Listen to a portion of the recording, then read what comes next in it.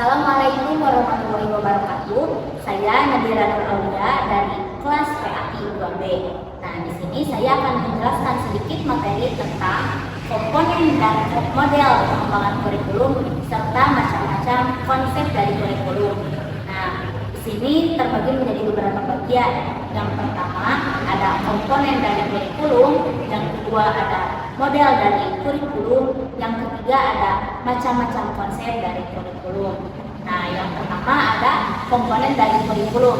Nah, komponen dari kurikulum ialah elemen-elemen yang saling berkaitan, yang mana elemen tersebut akan membentuk sistem kurikulum untuk mencapai sebuah tujuan pendidikan. Nah, kurikulum memiliki 4 komponen utama. Yang pertama ada tujuan dari kurikulum, yang kedua ada isi dari kurikulum, yang ketiga ada strategi pelaksanaan dari kurikulum, dan yang keempat ada evaluasi dari kurikulum itu sendiri.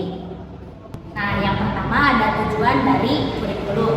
Nah, kurikulum ini menjadi alat supaya tercapainya keberhasilan dalam pendidikan. Maka dari itu sebelum dirancang atau disusun isi dari kurikulum, strategi pelaksanaan kurikulum, nah perlu disusun dulu yaitu tujuan dari kurikulum itu sendiri.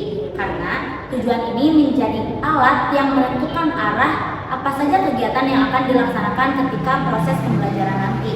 Nah, yang kedua ada isi dari kurikulum. Isi dari kurikulum ini harus menyesuaikan dengan jenjang pendidikan yang ditempuh oleh peserta didik itu sendiri. Selanjutnya ada strategi pelaksanaan kurikulum.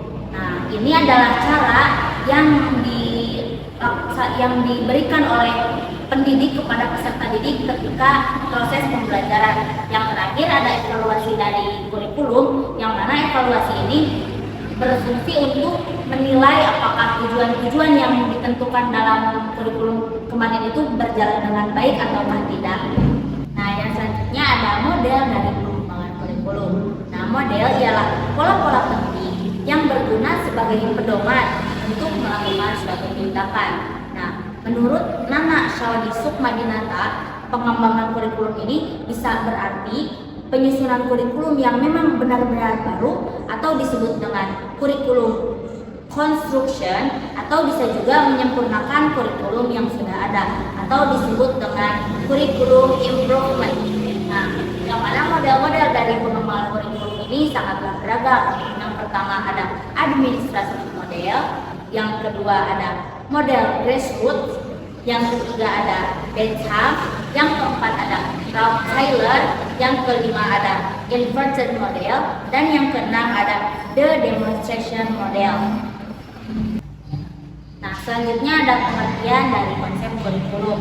Nah, konsep kurikulum ialah seperangkat rencana, pengaturan, isi, dan bahan pelajaran yang dijadikan pedoman penyelenggaraan kegiatan pembelajaran untuk mencapai tujuan pendidikan tertentu. Yang mana hal ini mencakup seluruh pengalaman belajar siswa baik di dalam maupun di luar kelas yang diorganisir oleh sekolah. Nah, yang mana macam-macam dari konsep kurikulum ini sangatlah beragam. Yang pertama ada kurikulum subjek akademis, yang kedua ada kurikulum humanistik, yang ketiga ada kurikulum rekonstruksi sosial, yang keempat ada kurikulum teknologis. Yang pertama yaitu kurikulum subjek akademis. Ini ialah pendekatan kurikulum tertua yang berfokus pada penguasaan disiplin ilmu, penguasaan teoritis, dan pengembangan intelektual. Yang kedua yaitu kurikulum humanistik.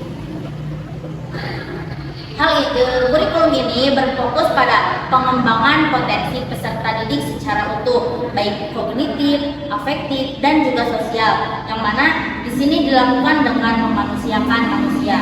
Yang selanjutnya ada kurikulum rekonstruksi sosial. Ini ialah pendekatan pendidikan yang menjadikan sekolah sebagai agen perubahan untuk membangun masyarakat yang lebih baik. Selanjutnya ada kurikulum teknologis. Kurikulum ini menekankan pada efektivitas dan efisiensi pembelajaran melalui penggunaan teknologi, media, dan sistematis.